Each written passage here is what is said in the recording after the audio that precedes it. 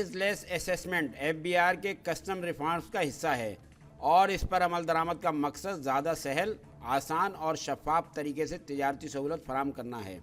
اس سے ٹیکس دہندہ اور ٹیکس افسران کے درمیان ملاقات اور رابطے میں بھی کمی آئے گی۔ توقع ہے کہ FAS کے متعارف ہونے سے محکمہ کسٹم کے کلچر اور کام میں ایک مثالی تبدیلی آ سکے گی، جبکہ اس سسٹم سے محصولات کی وصولی میں بھی اضافہ ہوگا۔ ان خیالات کا اظہار چیف کلیکٹر اپریزمنٹ کراچی جمیل ناصر نے کسٹمز ہاؤس میں پریس کانفرنس سے خطاب کے دوران کیا۔ ان کا مزید کہنا تھا کہ ٹرانسفارمیشنل پلان ہے FBR کا، اس کے تحت کچھ انیشیٹوز لیے گئے ہیں جن کی اونرشپ بڑی از فرام دا ٹاپ۔ ان میں سے ون آف دا انیشیٹو جو ہے وہ یہاں پہ کراچی میں پائلٹ پروجیکٹ کے طور پہ کیا جا رہا ہے، جس کو فیس لیس اسیسمنٹ سسٹم کا نام دیا گیا ہے۔ تو اس میں جو ہمیں ٹائم لائنز دی گئی تھی، اللہ کا شکر ہے کہ ایون ان ٹائم لائنز سے 2 ویک پہلے ہی ہم اس کو امپلیمنٹ کرنے جا رہے ہیں 15 دسمبر سے۔ تو آج رات کو 12 بجے کے بعد جو بھی ڈکلیریشنز ہوں گی بائی دا امپورٹرز، وہ ایک سینٹرل اپریزنگ یونٹ میں چلی جائیں گی۔ سینٹرل اپریزنگ یونٹ کے لیے چند دن پہلے فیڈرل بورڈ آف ریونیو نے CGO ایشو کیا تھا، اور یہ اسکیم کیا ہے میں اس پہ تھوڑی سی روشنی ڈالوں گا، پھر اس میں بعد میں آپ کے جو سوال ہوں گے، کیوریز ہوں گی، انہیں کو بھی رسپونڈ کیا جائے گا۔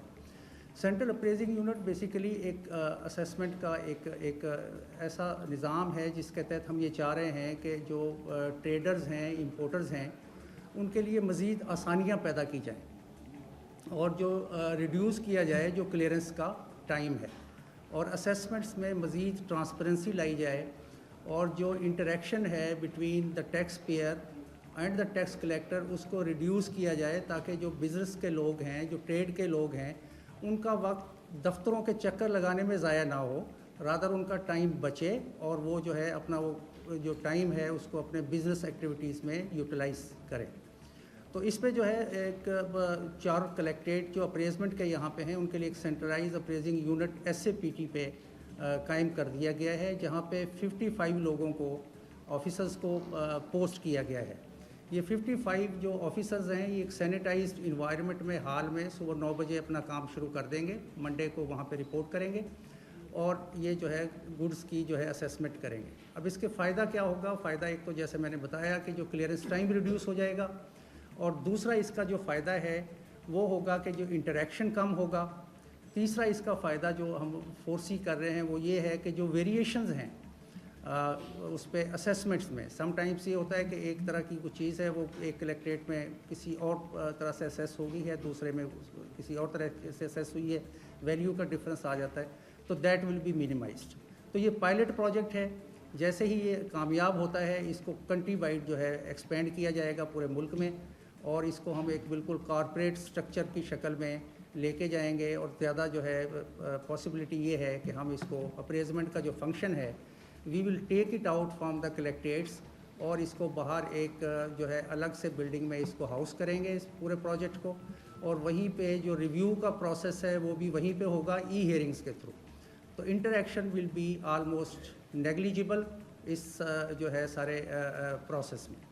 تو یہ آج رات 12 بجے کے بعد جو GDs فائل ہوں گی وہ ساری سینٹرل اپریزنگ یونٹ کو چلی جائیں گی، اور یہ نظام جو ہے رات 12 بجے کے بعد جو ہے فنکشنل ہو جائے گا، اور اس سے جو ہے امید یہ کی جاتی ہے کہ جو امپورٹرز ہیں ان کے لیے بھی آسانیاں پیدا ہوں گی، ریونیو کا انٹرسٹ بھی واچ ہوگا، اور اس سے جو ہے 2 طرح سے اس کو جو ہے امپیکٹ اس کا ریونیو پہ بھی آئے گا۔ ایک تو یہ ہے کہ ویریشنز ختم ہوں گی، اسیسمنٹس بہتر ہوں گی۔ جب 50، 55 یا 60 لوگ ایک اپریزمنٹ ہال میں بیٹھے ہوں گے تو پولنگ آف نالج ہوگا، تو وہ آپس میں وہ ڈسکشن سے اور اس سے وہ جو ہے بہتر اسیسمنٹس کر سکتے ہیں۔ دوسرا یہ ہوگا کہ جی اس کا جو ہے انڈائریکٹ امپیکٹ بھی آئے گا، جب ریڈیوس ہوگا کلیئرنس ٹائم تو آپ کی بزنس ایکٹیویٹی بھی اس سے بڑھے گی، اب اور جو ہے باہر جلدی را مٹیریل باقی چیزیں جلدی لوگوں کو اویلیبل ہوں گی، تو بزنس میں جو کاسٹ آف ڈوئنگ بزنس ہے that will also go down. تو یہ اس کا بیسک ایک کانسیپٹ ہے جو ہم یہ کرنے جا رہے ہیں۔ اس کے ساتھ 2 چیزیں اور ایسوسیٹڈ ہیں۔ ایک چیز تو یہ ہے کہ جو اپریزر سٹاف ہے ہمارا جو وہاں پہ اپریزمنٹ ہال میں بیٹھے گا، اس کے ہم نے پہلی دفعہ جو ہے اس سسٹم کے اندر ان کے KPIs فیڈ کر دیے ہوئے ہیں۔ KPIs یہ ہے کہ یہ نہیں ہو سکتا کہ فار ایگزامپل ایک جو ہے اگر وہ صحیح اسیسمنٹ نہیں کر رہا ہے تو اس کا جو ہے اس کے marks will be deducted and there will be accountability mechanism built into the system.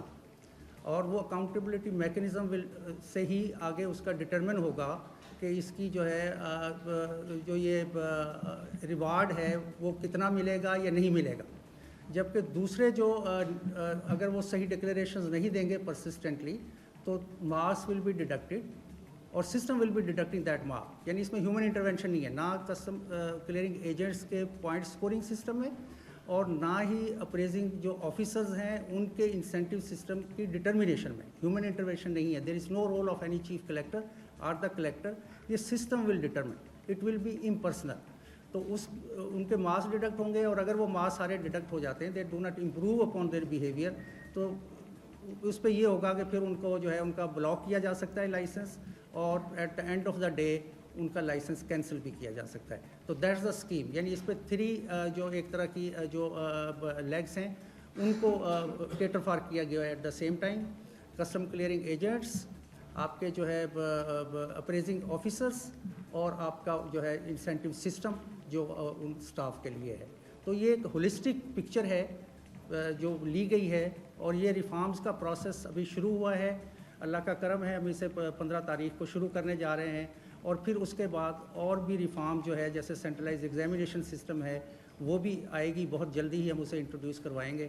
اور جو ہمیں ایک جو ہے پرائم منسٹر صاحب نے اور چیئرمین FBR نے ہمیں ٹاسک دیا ہے, وی ول انشاءاللہ کوشش کریں گے کہ ہم اس کو بالکل ٹائم میں پورا کریں اور احسن طریقے سے پورا کریں.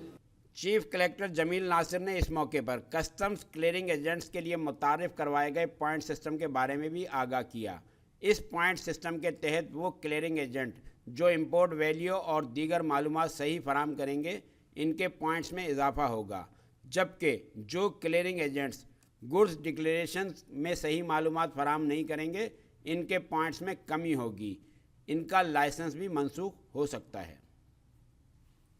دیکھتے رہیے تجارت نیوز. چینل کو لائک کریں, سبسکرائب کریں, بیل آئیکن دبائیں اور کمنٹ کرنا نہ بھولیں.